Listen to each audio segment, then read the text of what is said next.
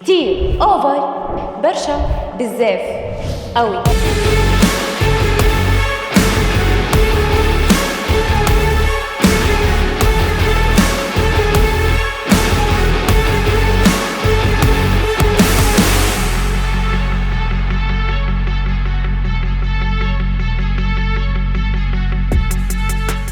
مثل ما في لغات مختلفة في لهجات مختلفة، ومثل ما في لهجات مختلفة كمان في معاني مختلفة للإيماءات اللي بنستخدمها.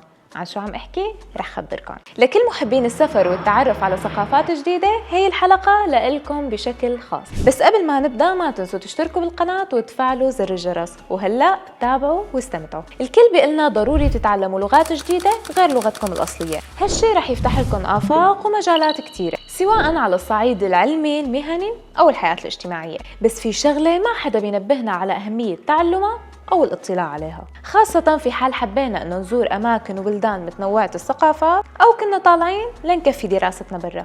مثل ما بتختلف اللغة المنطوقة واللهجات من ثقافة للتانية، نفس الشيء بالنسبة للغة غير المنطوقة أو لغة الجسد كمان بتختلف. يعني الإشارة اللي ممكن تعتبرها سلبية أو بتدل على شيء معين بثقافتها، ممكن كتير أنه ما تكون بنفس المعنى بثقافة تانية. أوف، لهالدرجة؟ بالأكثر من ذلك يا عزيزي المشاهد، موضوع لغة الجسد اللي ممكن يعتبروه البعض شيء ثانوي بحياتهم، ومو بالضرورة أنهم يتعلموه أو يطلعوا عليه، حتى هو شيء ضروري جدا ببعض البلدان. وممكن كتير أنك تشوف أشخاص تمت معاقبتهم من قبل القانون لمجرد أنهم عملوا شيء حركة أو إيماءة خاطئة بالنسبة للسكان الأصليين. فببساطة ممكن يتحول المشوار أو الكزدورة تبعهم لنقمة. لهيك من الضروري جدا أنك تتعرف على ثقافة الدولة اللي حابب تزورها قبل أي شيء تاني. طيب مو بدك تتعلم لغة الدولة اللي رايح عليها؟ جرب اطلع على ثقافتها كمان، صدقني كله لصالحك. وانا هون لساعدك لتتعرف على بعض الايماءات المختلفة المعنى بالنسبة لثقافات تانية. رح نبدأ من الايماءات العامة، وتحديدا الرأس. كنا اتفقنا بحلقة سابقة من فهمتك غلط على انه هزة الرأس للأسفل بتعني كلمة ايه، موافق او اي شيء بمعنى الايجاب. بس عند اصدقائنا اليونانيين والبلغاريين الموضوع صاير بالعكس، يعني لما اشر براسي سواء لفوق او لتحت فهذا معنى لا.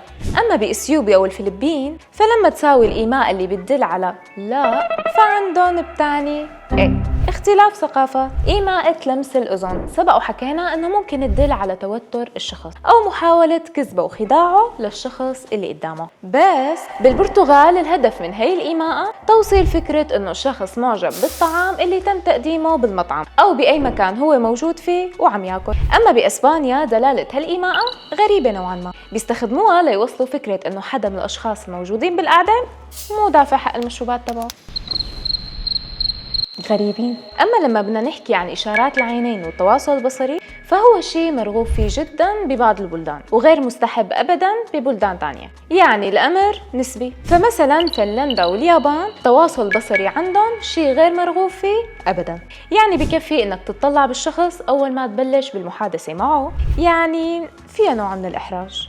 أما بالنسبة لدول تانية ومنها الدول العربية تعتبر التواصل البصري شيء مهم وأساسي بالمحادثة، وإذا ما تم فمعناها أنه أنت أبداً مو مهتم لحديثي أو عاطيني أي انتباه.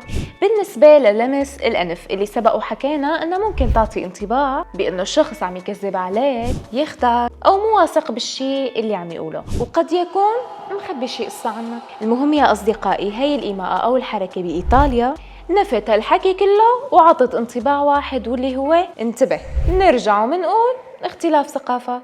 ولحتى ما تنفهم غلط لما تروح على بريطانيا، استراليا، نيوزيلندا، مالطا، يفضل انك ما تعمل الإيماءة المعروفة بإشارة النصر، خاصة لما تتصور. طيب شو السبب؟ لأن بهي البلدان لا تعتبر إشارة بتدل على الإيجابية أو المرح، إنما دليل على أنك عم تشتم الشخص اللي قدامك. أما إذا حبيت تبين مدى إعجابك بالشيء اللي عم يصير قدامك أو اللي تم إنجازه، فضروري جدا إنك ما تستخدم هي الإشارة بالبرازيل، تركيا، روسيا، لأن ممكن يعتبروها إهانة أو إشارة لشيء سيء. أما بتونس، بلجيكا وفرنسا تعتبر دليل على انعدام قيمة الشيء اللي عم ينحكى عنه أو يشار إليه. أما باليابان فالتاني المال، يعني إذا كنت بشي دائرة حكومية باليابان وقررت إنك تتواصل مع موظف بلغة جسدك، إياك تساوي له هي الحركة لتوصل له فكرة الموافقة. بكل بساطة رح يفكرك إنك رح تعطيه رشوة.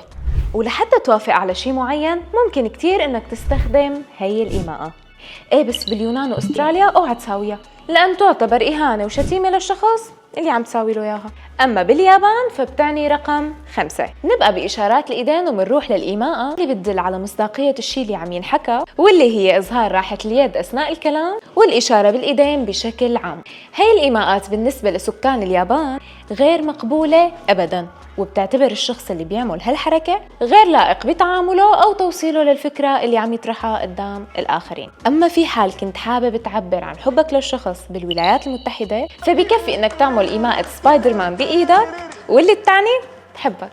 وهلأ وبعد ما تعرفنا على معاني أكثر الإيماءات شيوعاً بالثقافات العالمية، فينا نتأكد قد ايه مهم إنه نتعرف على ثقافة غيرنا قبل ما نتعامل معهم. وطبعاً ولحتى ما تنفهم غلط بأي بلد ممكن تزوره مستقبلاً، بإمكانك إنك تحاول قدر الإمكان إنك ما تستخدم لغة جسدك بشكل غير مدروس، على القليلة لحتى تتعرف على ثقافة شعبها وتعرف كيفية التعامل معهم، أو إنك تستفيد من المعلومات اللي ذكرت لك إياها خلال هالحلقة. وهلأ خبروني إذا سافرتوا شي مرة وصار معكم موقف وانفهمتوا غلط، كيف تصرفتوا بوقتها؟ وهلأ ما تنسوا تشتركوا بالقناة وتفعلوا زر الجرس. صار الوقت لإلكم، باي.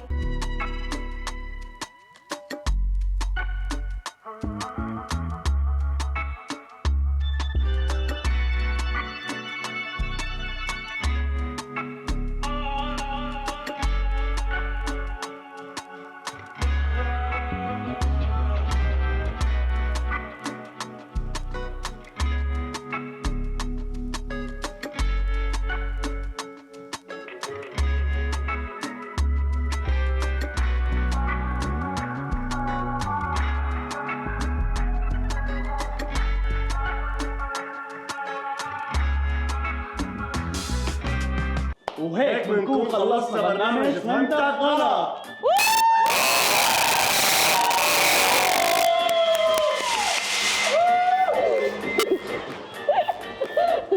شو شعورك وانت خلصت البرنامج هلا؟ شو شعورك براء وانت خلصت البرنامج بوقت قياسي ومعايير بتأسي؟ معايير شو؟ عفوا معايير نظامية. مبسوطة وحزينة بنفس الوقت، يعني ميكس بين مشاعر الحزن والفرح، وإن شاء الله يا رب يكون برنامج حلو مثل ما متوقعين وأحسن. وأكيد بنتشكر راما على الديكور الحلو اللي صممته. راما شو بتحبي تحكي بهي اللحظة؟ أحلى ديكور وأحلى برنامج وأحلى شيء بالحياة صار. قدر الله وما شاء الله. عيدي شو؟ حاجة في دمع ضلك هني زوار